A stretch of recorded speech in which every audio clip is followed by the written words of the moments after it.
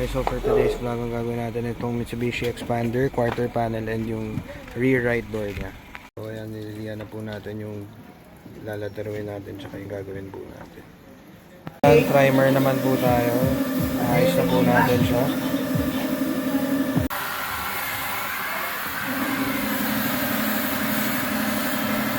Okay guys, so pagpunto na po tayo dito sa quarter panel, sa pintuan ng expander po natin.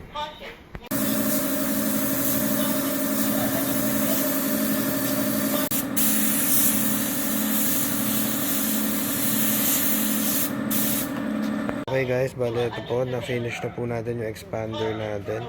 Okay na po siya, bale for release na po to.